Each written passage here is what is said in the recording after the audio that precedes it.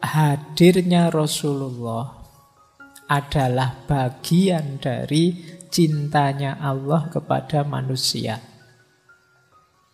Jadi ini dasar yang pertama. Jadi hadirnya Rasul, hadirnya Nabi itu bagian dari cintanya Allah kepada kita. Ini saya ambil dari salah satu sumber. Bentuk-bentuk cintanya Allah pada kita, khususnya manusia akhir zaman ini, antara lain itu. Selain Nabi dan Rasul yang saya warnai berbeda itu, yang pertama jelas tentu saja kita dianugerahi oleh Allah keberadaan dan kehidupan. Kita ada, eksis sekarang saat ini sebagai manusia dengan kemampuan berpikir yang tinggi melebihi makhluk Allah lainnya. Itu menunjukkan cintanya Allah pada kita. Jadi kalau ada yang tanya, apa sih Pak buktinya cintanya Allah pada kita? Itu ya sederhananya, lah kamu ada itu. Anugerah paling besar dari Allah. Itu pun ada yang kedua. Apa? Kita tidak sekedar dibuat ada, tapi diistimewakan oleh Allah. Kalau bahasanya Al-Quran, walaqad karramna bani Adam. Kita ini kan anak cucunya Nabi Adam yang dimuliakan oleh Allah. Allah sendiri yang bilang, sungguh telah kami muliakan Bani Adam. Banyak fasilitas-fasilitas kemuliaan yang diberikan oleh Allah pada kita. Kita itu makhluk yang diberi kebebasan untuk milih.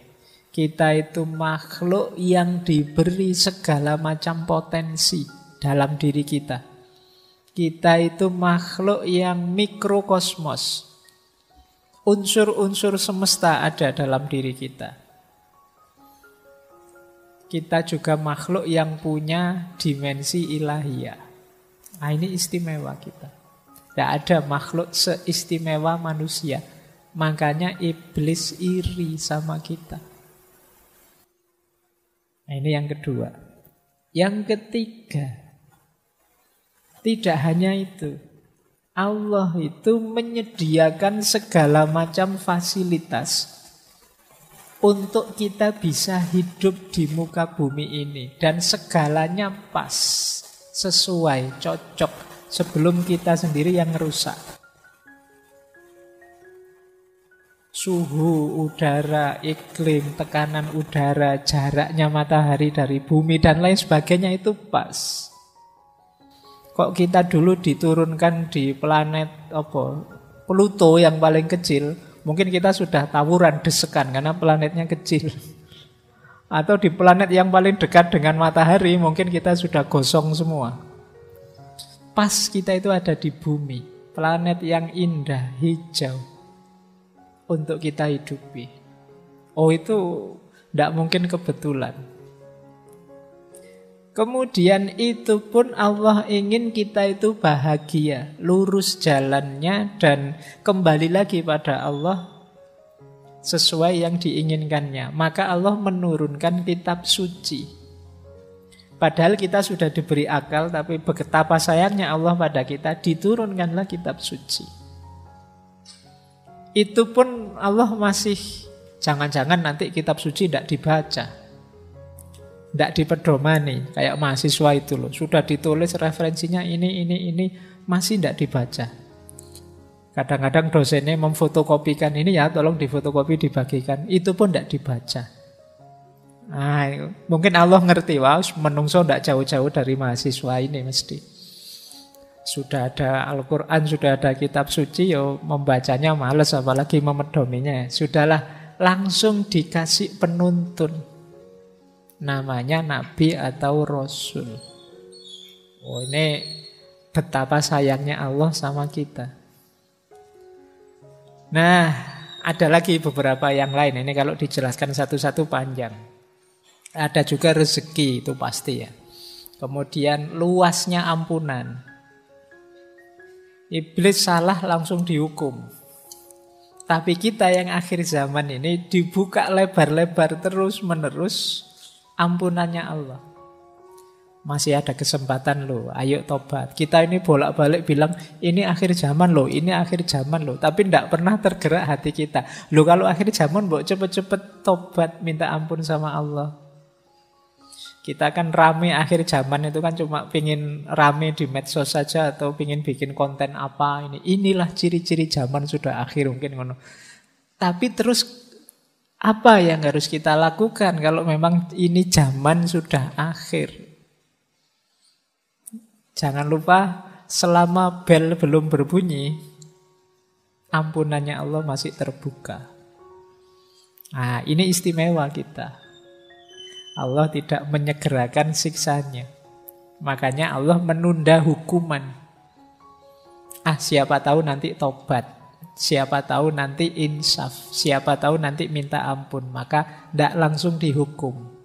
Beberapa umat terdahulu ada yang oleh Allah langsung diingatkan dengan cara dihukum. Tapi di kita tidak. Kita diistimewakan hari ini antara lain dengan Allah menunda hukuman. Kemudian melipat gandakan pahala. Ini Allah kan ya sangat sayang dengan kita. Maka kadang amal kecil saja pahalanya bisa luar biasa. Jadi ini untuk menarik kita agar suka dengan jalan kebenaran, jalan kebaikan. Maka oleh Allah dipromosikan kebenaran dan kebaikan itu dengan pahala yang berlipat ganda. Padahal itu sebenarnya yang butuh itu kita. Untuk melatih jiwa berbagi dengan sesama, Allah menjanjikan barang siapa bersedekah membantu saudaranya, pahalanya 700 kali lipat misalnya. Ini kan untuk menarik kita ke sana.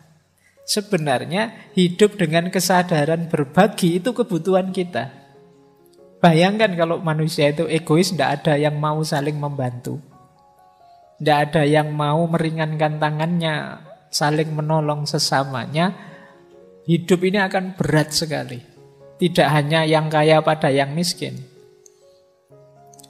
Kalau orang miskin juga tidak mau bantu yang kaya, tidak ada yang mau disuruh kerja, motong rumput, tidak ada yang mau disuruh jadi juru masak, tidak ada. Ya pontang-panting juga yang kaya. Kesadaran saling berbagi, saling membantu, saling menolong, itu kan kebutuhan kemanusiaan. Allah tahu kita sangat memerlukan itu, maka kita diberi tawaran, kita dipromosikan, yuk melakukan itu. Ada berlipat-lipat pahala untuk itu. Itu sebenarnya untuk kita tertarik ke sana. Itu kayak kalian punya adik atau punya anak kecil yang disuruh belajar.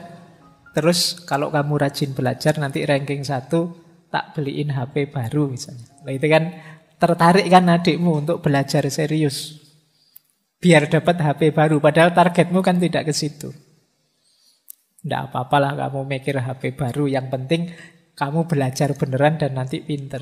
Tidak apa-apalah kamu mikir pahala yang berlipat-lipat. Insya Allah nanti dikasih kok memang sama Allah.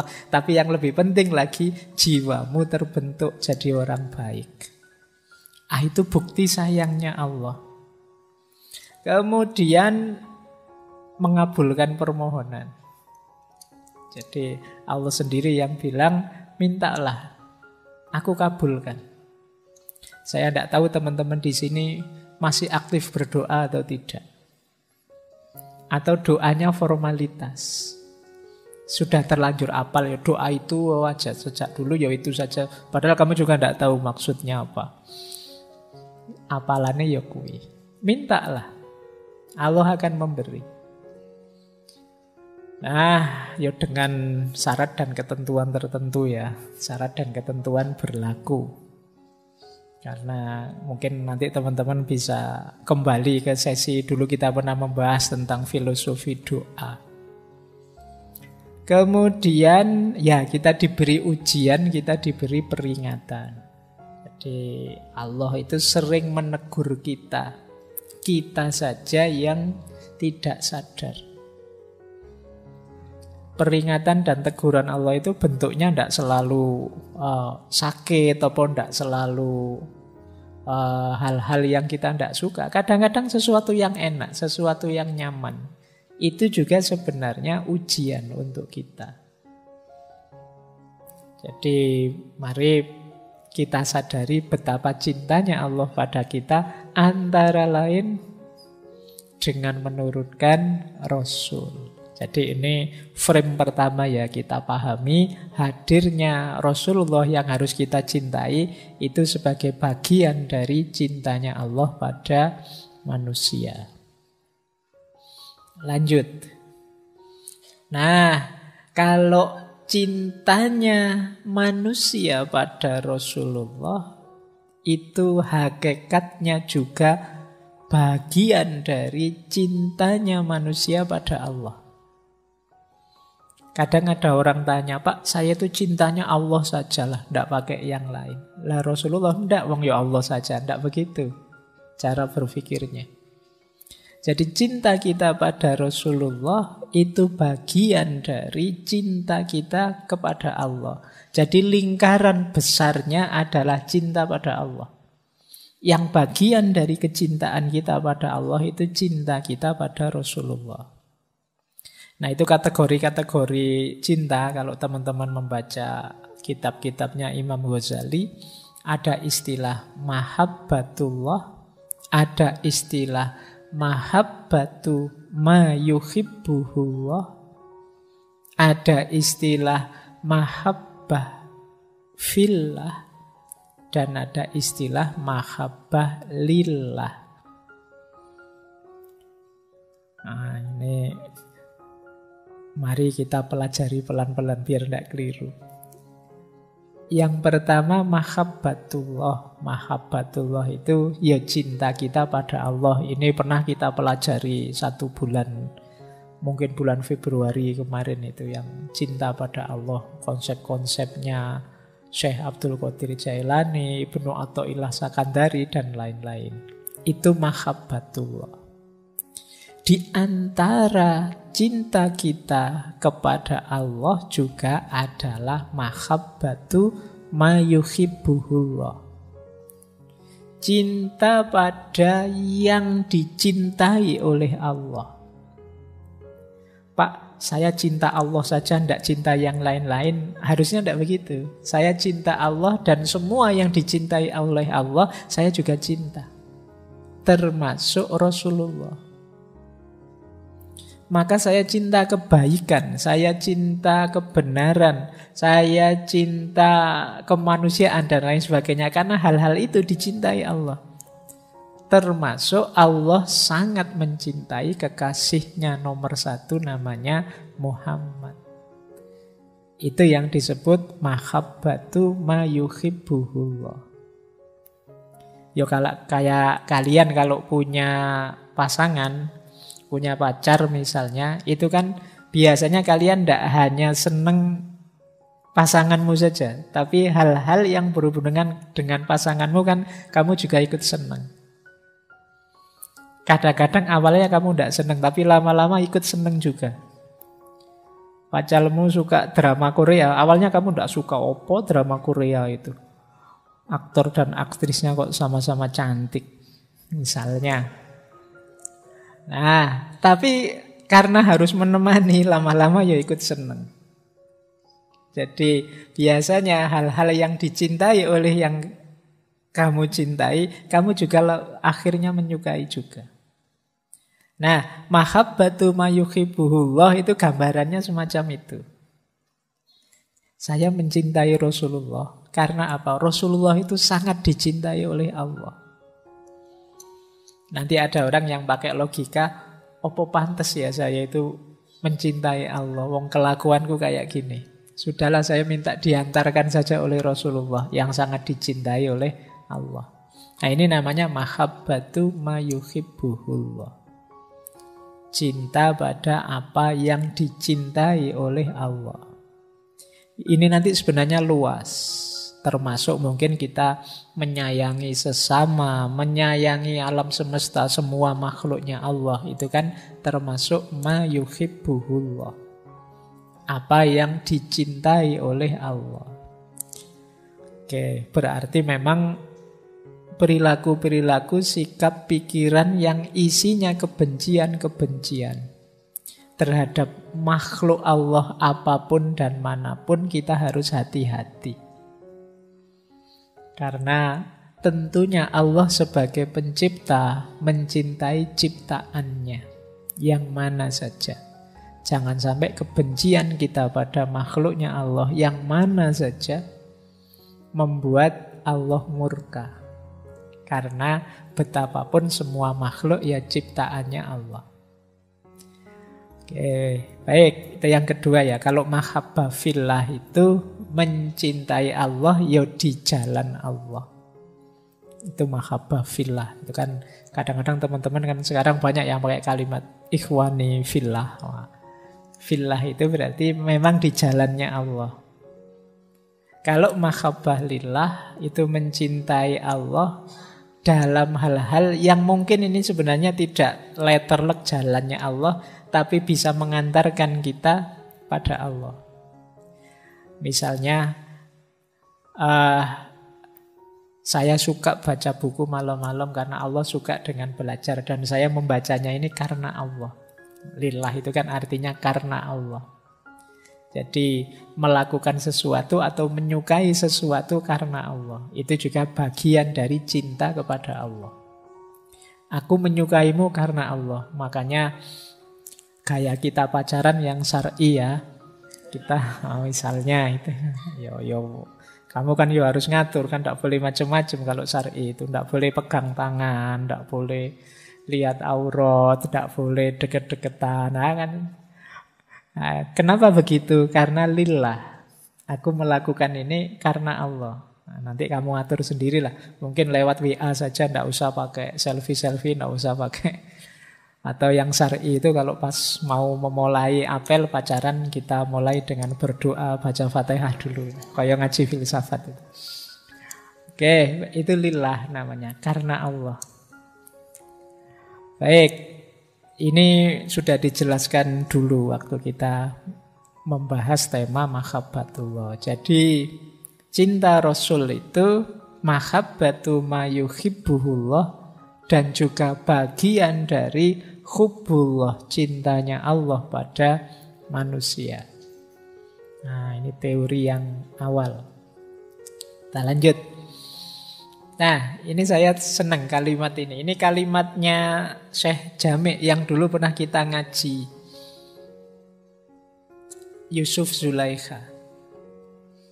Ini kalimat menarik. Jadi waktu Nabi Yusuf sudah sukses, itu beliau bertemu lagi dengan Zulaikha yang sudah tidak lagi jadi putri, sudah jadi orang biasa yang mengenaskan nasibnya, sudah tidak secantik dulu lagi, bahkan sudah tua. Nah, ini terus ada pernyataan semacam ini dari Allah. Ceritanya Nabi Yusuf itu, oh, ini Zulaikha yang dulu ya, kok masih hidup ya? Mungkin begitu bahasanya. Mungkin kalau kamu ketemu mantanmu, ketemu lagi, kamu kok tambah mengenaskan sekarang. Nah, ini kalau di Syekh Jami' wong itu novel ya. Jadi, tapi kalimat ini dalam maknanya. Jadi kata Allah begini, kenapa kok belum meninggal si Zulaikha ini? Kan dia sempat memfitnah Nabi Yusuf. Kata Allah, aku belum mengambilnya, sebab dalam dirinya terkandung cinta kepada orang yang juga aku cintai. Karena ia sangat sayang padamu, bagaimana engkau mengira bahwa aku akan mengambil hidupnya? Matanya yang menangis memberikan kesaksian akan cintanya, meski sepanjang hidupnya kubuat dia putus asa. Nah, kini aku akan membuatnya kembali muda. Ia telah memberikan kepadamu jiwanya yang sangat berharga. Jika aku sekarang memberkainya, jadikan ia sebagai bagian jiwamu. Nah, kalau di novelnya Jami' kan kemudian menikah Yusuf Zulaikha ini. Jadi kenapa sih kok Allah tidak mengambil tindakan pada Zulaikha ini? Karena Allah sayang, cinta sama Nabi Yusuf, sementara dalam hatinya Zulaikha ada Nabi Yusuf. Tidak mungkin aku menghancurkan dia. Karena dalam hatinya ada dirimu, sementara aku sangat mencintainya. Ini pentingnya teman-teman. Ayo dihidupkan cinta pada Rasulullah itu dalam diri kita. Berarti di batin kita, di kolbu kita ada Rasulullah. Nah, kalau sudah ada makhluk yang paling dicintai Allah itu dalam batin kita, ya insya Allah seperti firman-Nya Allah pada Nabi Yusuf ini. Apa ya tego aku melakukan yang menyakitkan pada dirinya, wong dalam hatinya ada dirimu yang aku cintai. Nah, ini silahkan teman-teman pakai logika ini kalau ada yang tanya. Kenapa sih kita harus mencintai Rasulullah? Kenapa kita memperbanyak sholawat dan lain sebagainya? Dalam rangka apa? Menghidupkan Rasulullah dalam diri kita. Menghidupkan kemuhammadan kalau pakai diksi minggu lalu. Berarti apa? Ada yang paling disayangi Allah dalam diri kita. Kalau yang paling disayangi Allah dalam diri kita hadir, tentu saja Allah akan sayang pada kita. Ya kalau di kamar kos-kosanmu ada orang yang dicintai temanmu, lo itu kan orang yang dicintai temanmu itu akan ditilik teruskan sama yang mencintai dia. Nah, meskipun mungkin yang datang ke kamarmu itu tidak suka sama kamu, tapi kan akhirnya datang sama kamu juga. Nah itu cara berpikirnya begitu. Nah ini saya ambil dari kisahnya Yusuf dan Zulaikha dari Syekh Abdurrahman Jami. Tapi memang ada juga kisah nyata. Kalau tadi kan karangannya Syekh Jami. Kisah nyata tentang Rasulullah. Ini saya baru saja dapat tadi sore. Jadi ada seorang ulama bernama Syekh Isa Bayanuni. Beliau ini dari desa Bayanun di kota Aleppo, Suriah. Syekh Isa ini sangat mencintai Rasulullah. Sampai satu ketika beliau bermimpi bertemu Rasulullah. Rasulullah terus bilang padanya, "Wahai Bayanuni, kami sudah menyiapkan tempat untukmu di dekat kami." Nah, setelah itu Syekh Isa ini berangkat haji ke Mekah. Ziarah di makamnya Rasulullah. 3 hari setelah ziarah beliau sakit terus wafat. Dimakamkan di pemakaman Baqi Madinah tahun 43. Tidak lama, beberapa tahun setelah wafat, makam beliau dibongkar. Karena biasa kalau di sana kan makam itu ditumpuk-tumpuk. Dan ternyata jasad beliau masih utuh. Meskipun sudah beberapa tahun. Orang-orang takjub. Tapi terus orang-orang paham. Kenapa kok bisa begitu? Dari syair beliau sendiri. Jadi beliau menulis syair yang sangat indah, yang maknanya ternyata persis sama dengan yang dialami. Jadi beliau nulis syair seperti ini. Jasadun tamakkana hubbu Ahmadin fihi tawahi innal ardo la tablihi. Jasad yang menyimpan cinta pada Ahmad atau Nabi Muhammad, demi Allah tak akan pernah dimakan bumi. Au kaifa yablihi turab wa hubbuhu fi qalbihi wa madhuhu fi fihi. Bagaimana tanah akan menghancurkannya sedangkan cinta pada Nabi ada di hatinya dan pujian pada Nabi ada pada lisannya. Akfir alaihi minas sholah. Perbanyaklah sholawat pada Nabi. Fa innaha nurun liqobrika indama ta'wihi. Karena itu akan jadi cahaya di kuburmu saat engkau memasukinya.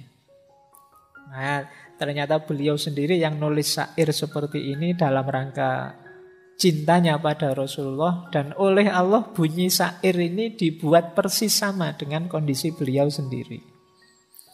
Kalau ini kisah nyata. Nah, baik. Ini logikanya sama. Jadi kalau dalam diri kita ada cinta pada Rasulullah, kalau Rasulullah hidup di hati kita, bahkan tanah pun tidak akan berani menghancurkan kita. Kalau mulut kita terbiasa memuji kekasihnya Allah, ya tanah juga tidak akan berani menghancurkan jasad mulut kita. Nah, ini cara berpikirnya saat itu. Baik, ini ya, jadi ini dasar-dasarnya, logik-logiknya. Kalau teman-teman bertanya, kenapa sih hubungan dengan Rasulullah itu harus ke tataran cinta?